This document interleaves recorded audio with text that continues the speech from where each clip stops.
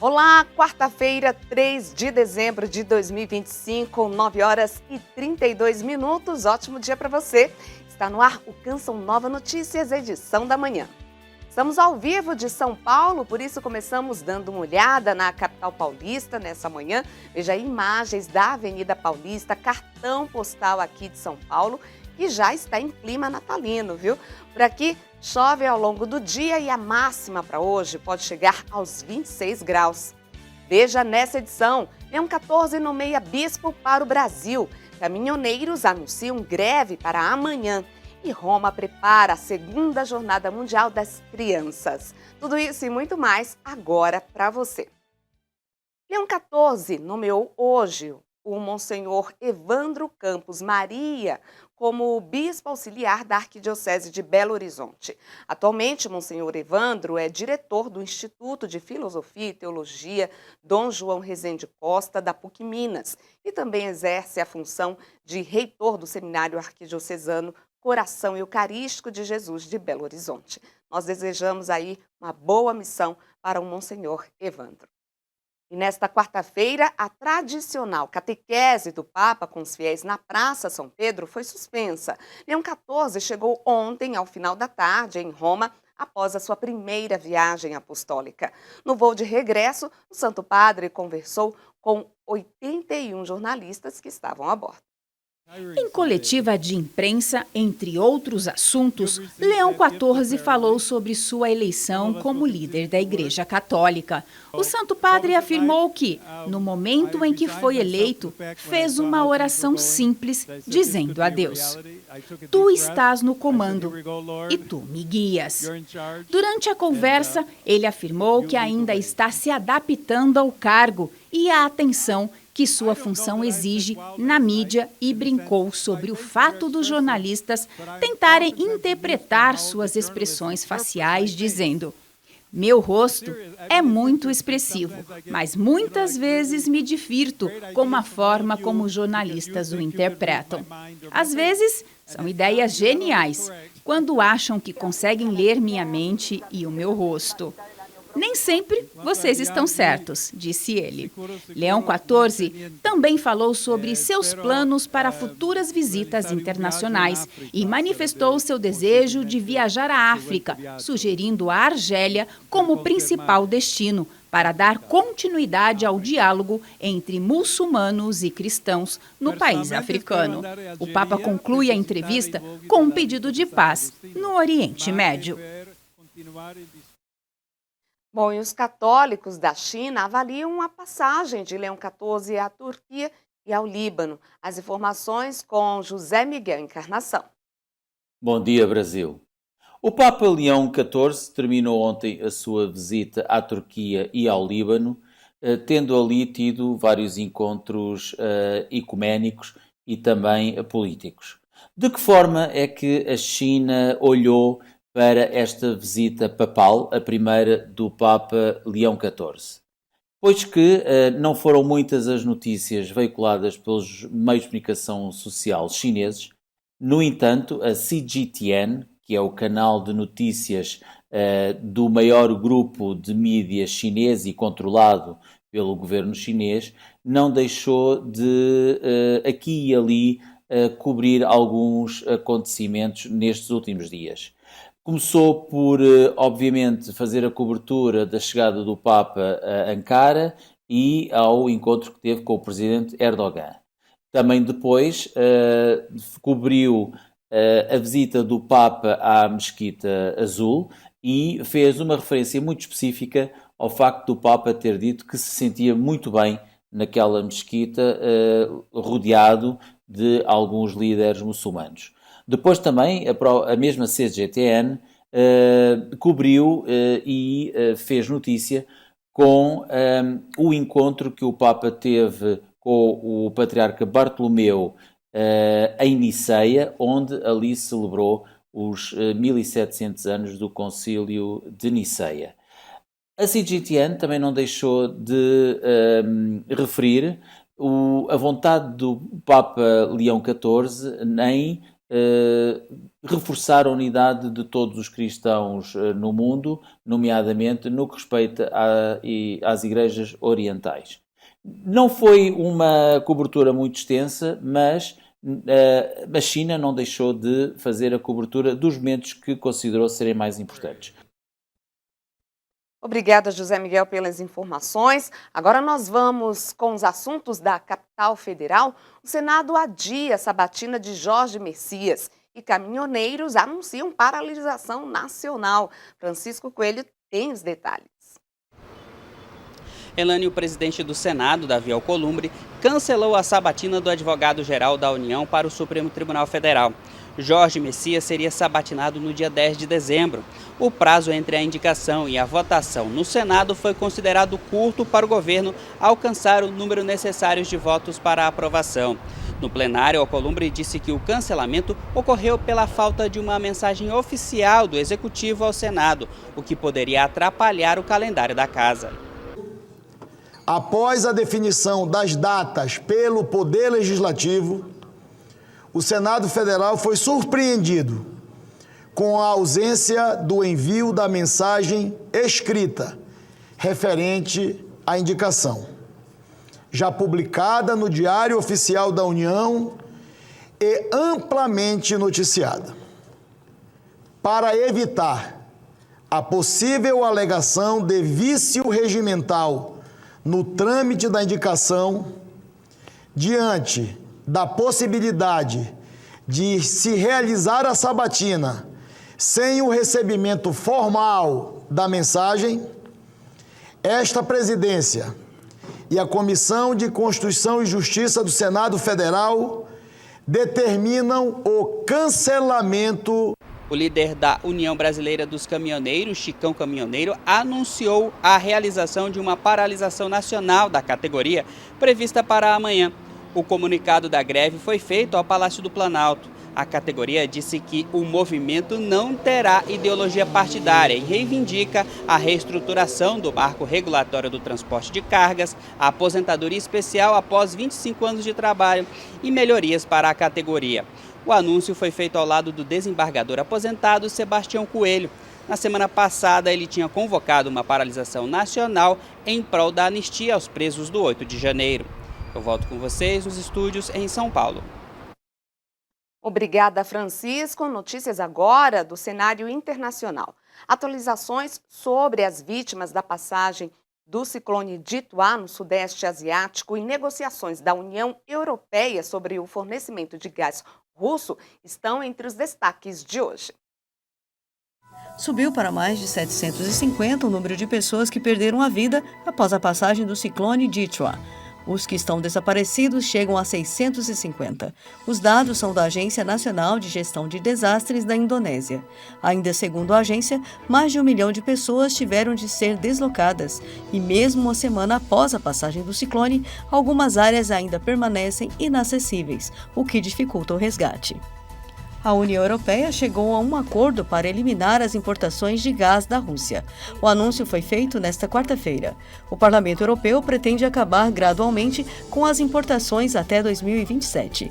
A presidente da Comissão Europeia, Ursula von der Leyen, disse que este é o início de uma nova era, a era da independência energética da Europa em relação à Rússia. E nesta quarta-feira, por meio de um porta-voz, a China intimou o Japão a cumprir suas obrigações internacionais e a retratar-se das declarações sobre Taiwan, além de parar de interferir em assuntos chineses. No dia 7 de novembro, a primeira-ministra japonesa Sanae Takeichi disse que o uso da força contra Taiwan ameaça a sobrevivência do Japão. E veja a seguir, Defesa Civil instala sirenes de alerta em 9 municípios de São Paulo. E Roma prepara a segunda Jornada Mundial das Crianças. Tudo isso em instantes, não saia daí.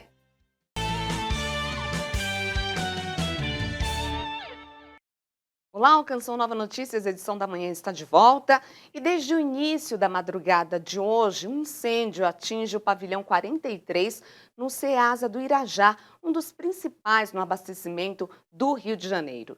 Segundo o próprio Ceasa, os prejuízos são incalculáveis, com pelo menos 28 lojas atingidas, mas ninguém se feriu. O Corpo de Bombeiros atua no local e os pavilhões 42, 43 e 44 seguem interditados. Os demais funcionam normalmente. E mais de 6.000 piscinas olímpicas de água tratada são desperdiçadas por dia no Brasil. É o que mostra um estudo do Instituto Trata Brasil. Os números acendem um alerta em um período em que os reservatórios do país estão em baixa devido às chuvas abaixo do esperado. Isso mesmo, Elane, é como se mais de 21.000 caixas d'água domésticas fossem desperdiçadas todos os dias. Isso significa que 40% da água tratada no Brasil é perdida antes mesmo de chegar às torneiras. Sobre esse assunto, eu falei com a presidente executiva do Instituto Trata Brasil, Luana Preto, que nos traz mais detalhes sobre a pesquisa. Essa perda, ela pode se dar por dois motivos, né? Existem as perdas físicas, que são os vazamentos, tanto vazamentos visíveis, aqueles que a gente vê muitas vezes na rua quando a gente está passando, quanto vazamentos ocultos, que são aqueles que estão embaixo da superfície do pavimento e às vezes demoram muito tempo para serem detectados e consertados de uma maneira geral. E outra parte de perdas são as perdas comerciais, que são os gatos, as ligações irregulares, os erros de medição, né? E esse volume perdido, ele poderia abastecer 50 milhões de habitantes no Brasil, né? Então, numa realidade de um país que hoje tem 34 milhões de pessoas sem acesso à água tratada. As concessionárias de saneamento básico precisam investir em redução de perdas de água. Precisam atingir essas metas estabelecidas, as agências reguladoras precisam fiscalizar esse trabalho, né, de redução dessas perdas, e nós, como cidadãos, precisamos fazer a nossa parte também dentro da nossa casa, né? Então, assim, utilizar a água de maneira consciente, diminuir o tempo do banho, fechar a torneira na hora que vai escovar os dentes, utilizar um dia específico da semana para a lavagem das roupas. A reportagem completa sobre esse assunto você acompanha às 6:45 da noite no jornal Canção Nova Notícias. De São Paulo, Flávio Rogério, para o Canção Nova Notícias, edição da manhã. Obrigada, Flávio. E com o trabalho da Operação Chuvas 2026, a Defesa Civil do Estado de São Paulo anunciou nesta semana a instalação de sirenes de alerta em 9 municípios do estado, onde há maior número de casos de enchentes. Aline Mécio traz mais informações sobre esse assunto. Exatamente, Elane. As sirenes visam alertar a população sobre os riscos de enchentes, deslizamentos e outros eventos climáticos extremos, que exijam a evacuação imediata do local. Serão 9 sirenes instaladas nos municípios de Ferraz de Vasconcelos, Francisco Morato, São Luís do Paraitinga, Campo Limpo Paulista, Monteiro Lobato, Registro, Campos do Jordão e Santos. Nós conversamos mais cedo com a Defesa Civil do Estado de São Paulo sobre esse assunto. Vamos conferir. Já entregamos 4 dessas 9 sirenes e as outras 5 ainda estão em processo de instalação. A sirene, ela consegue monitorar em tempo real o aumento do nível da água do rio. O rio conversa com a sirene, já manda em tempo real a informação de que aquela determinada área já está no nível de risco, e a sirene ela é acionada de acordo com diversos tipos de alertas. Então, tem o alerta tanto para atenção, quanto o alerta tanto para evacuação do local. Ela sempre está instalada no local de visibilidade ou um local que a gente sabe que tem maior concentração de pessoas e que é muito mais fácil reunir, né, aquelas pessoas no local seguro para caso haja uma evacuação daquele perímetro ou daquela região. De São Paulo, Aline Mércio, para o Canção Nova Notícias, edição da manhã. Obrigada, Aline. Confira agora, então, a previsão do tempo para esta quarta-feira.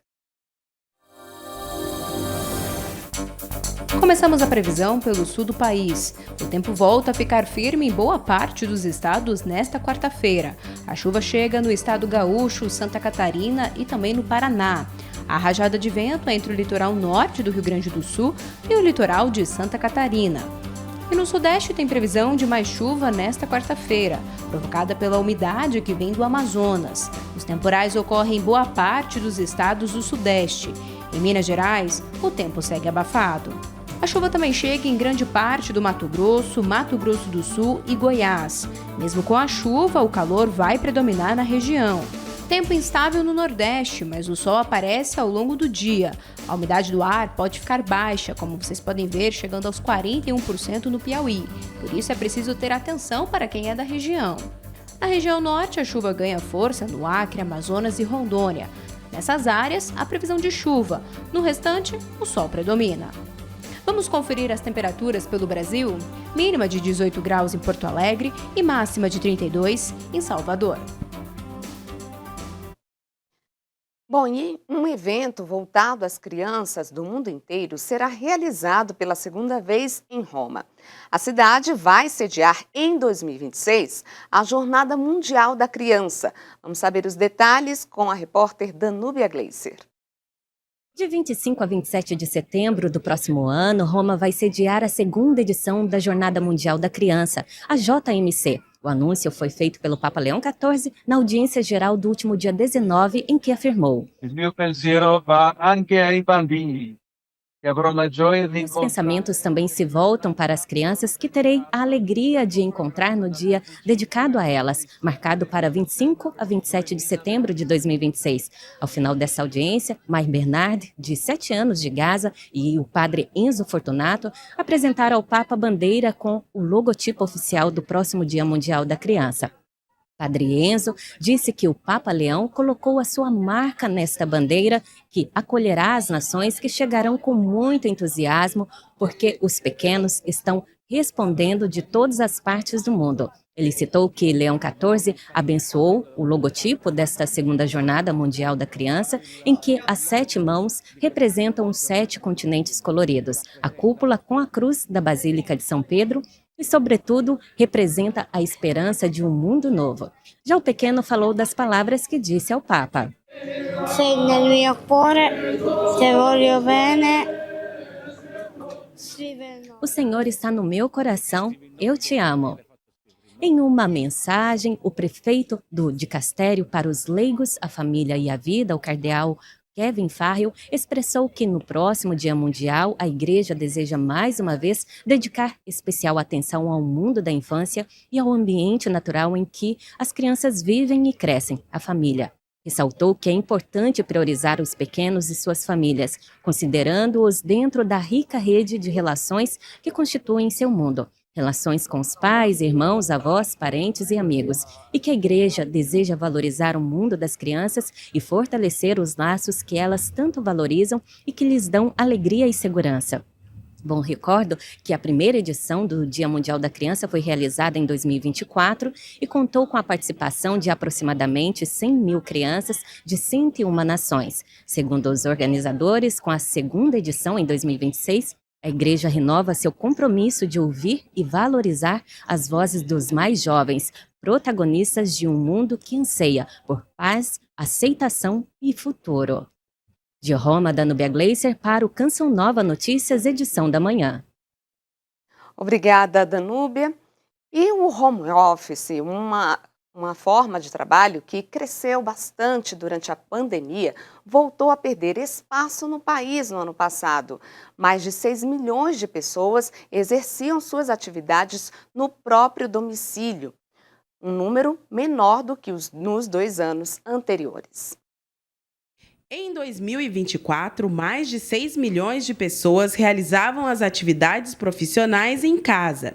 O mesmo levantamento aponta que em 2022 eram quase 7 milhões de trabalhadores. Quando veio a pandemia, de uma forma meio forçada, vamos dizer assim, todo mundo teve que migrar. E aí viram que funcionava. Algumas empresas continuaram, né?